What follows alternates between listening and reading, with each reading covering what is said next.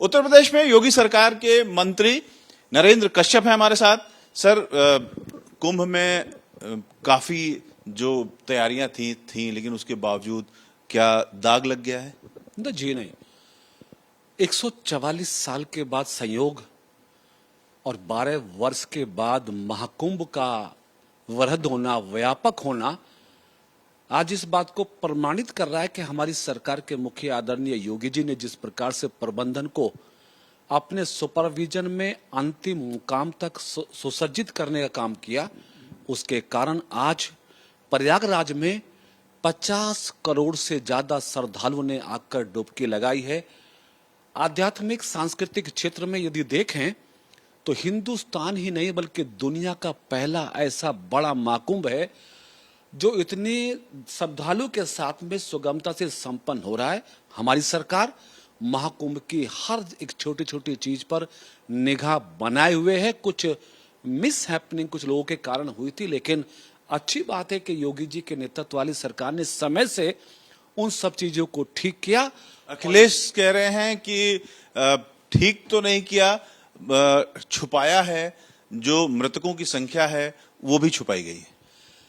अखिलेश यादव जी का हर अच्छे काम पर टिप्पणी करना, नकारात्मक बात करना एक आदत सी हो गई है, चूंकि अखिलेश यादव उस पार्टी के नेता हैं जिस पार्टी ने राम भक्तों पे गोलियां चलवाई थी, जिस पार्टी के लोगों ने राम के अस्तित्व को नकारा था।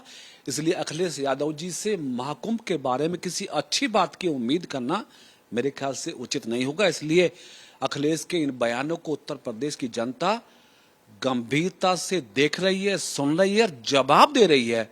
देश ने देखा, प्रदेश ने देखा, जिन 10 सीटों पर उत्तर प्रदेश में बाई इलेक्शन हुआ, भारतीय जनता पार्टी ने 8 सीटों पर प्रचंड जीत हासिल करके समाजवादी पार्टी को 2 सीटों पर सिकोड़ दिया है। जैसे जैसे अखिलेश यादव जी हिंदुओं की, सनातनियों के विचारों पर कुठाराघात करेंगे, उत्तर प्रदेश की जनता उसी तेजी के साथ उसको जवाब देने का। अखिलेश यादव लगातार महाकुंभ में जाम की भी चर्चा कर रहे हैं कि प्रयागराज पूरी तरीके से जाम हो गया है। मैंने बताया कि अखिलेश यादव जी कभी भी उत्तर प्रदेश की उपलब्धियों पे बात नहीं करते। वो भूल जाते हैं कि उनकी 5 साल की सरकार में 700 दंगे हुए थे। उनको याद रखना होगा कि अखिलेश यादव की सरकार में भ्रष्टाचार और परिवारवाद के अलावा कुछ हुआ ही नहीं। योगी जी के नेतृत्व वाली सरकार में 7.5 सालों में उत्तर प्रदेश की तस्वीर बदली है, तकदीर बदली है। उत्तर प्रदेश विकास की दिशा में सर्वोत्तम प्रदेश बनने के लिए अग्रसर है।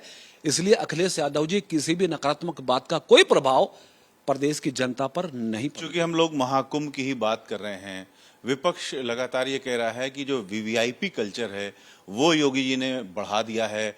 खुद हर तीसरे दिन आते थे, पूरा प्रोटोकॉल होता था, उससे जाम लगता था, और अभी भी लगातार वीआईपीज की एंट्री हो रही है जिसकी वजह से जाम हो रहा है, लोगों को परेशानी हो रही है।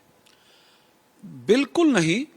योगी जी ऐसे प्रदेश के पहले मुख्यमंत्री हैं जो मुख्यमंत्री होने के बावजूद भी सामान्य जन की तरह महाकुंभ में स्नान करते हैं, पूरी कैबिनेट के साथ स्नान करते हैं। हाँ, जिनको सुरक्षा प्राप्त है, देश और प्रदेश की सरकारों के माध्यम से जिनको थ्रेट परसेप्शन की पोजीशन है, उनकी सुरक्षा का ध्यान रखना सरकार का दायित्व है। लेकिन योगी जी ने महाकुंभ में खासतौर से अपनी पार्टी के कार्यकर्ताओं से, अपने मंत्रीगणों से, सबसे इस बात के लिए निर्देशित किया हुआ है कि हमें किसी प्रकार से भी वीआईपी के रूप में महाकुंभ में सम्मिलित नहीं होना है, बल्कि एक भक्त की तरह हमें महाकुंभ में जाना है। तो निश्चित तौर से वीआईपी कल्चर से महाकुंभ में परहेज किया गया है।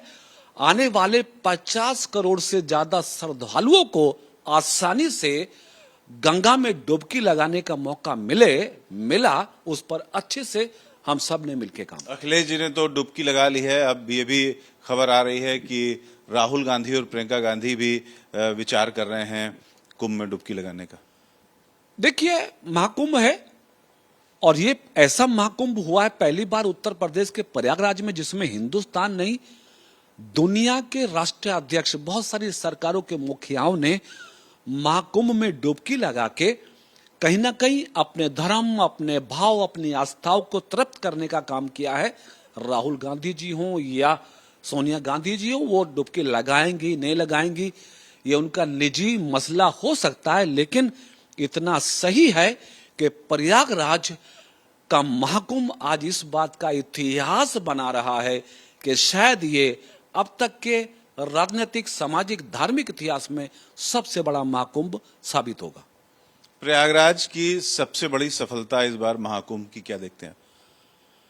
3 लाख करोड़ से ज्यादा का कारोबार होना, महाकुंभ के माध्यम से दुनिया का एक स्थान पर एकत्रित होकर अपनी एकता, अपनी अखंडता का परिचय देना, सनातन आध्यात्मिक क्षेत्र में अपने भावों को व्यक्त करना कहां संभव हो पाता है कि 50 करोड़ लोग दुनिया के संगम में, महाकुंभ में डुबकी लगा के अपने धार्मिक भाव को पूर्ण करें। तो ये एकता का संबल बना है, उत्तर प्रदेश की इकोनॉमी का आधार बना है, और खास तौर से अगर देखा जाएगा तो ये एक ऐसा इतिहास बना है जिसके माध्यम से 50 से ज्यादा करोड़ लोग एक स्थान पर इकट्ठा होकर अपने देश और अपने धर्म की अभिव्यक्ति के लिए इकट्ठा हुए। महाकुंभ में योगी जी का एक बयान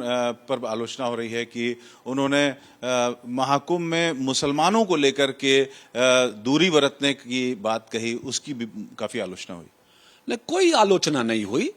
सब लोगों ने इस बात को सराहा कि महाकुंभ में अगर दूसरे धर्मों के लोग आके अपने पैतृक कार्यों को करते, मसलन महाकुंभ चूंकि एक पवित्र भाव से संपन्न होने वाला धार्मिक अनुष्ठान है, यदि वहां आके कि दूसरे धर्म के लोग सपोज करिए मीट बनाएंगे, काटेंगे, कुछ ऐसा वैसा करेंगे, निसंदेह उससे कहीं ना कहीं लोगों में आक्रोश का भाव हो सकता था।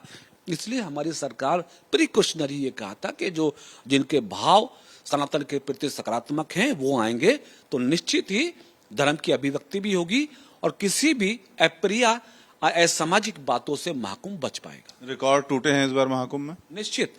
अब तक के इतिहास में प्रयागराज का महाकुंभ योगी जी के नेतृत्व में सबसे विशालतम, सबसे अधिकतम भक्तों की उपस्थिति वाला महाकुंभ है, जिसे आने वाले इतिहास में हमेशा याद रखा जाए।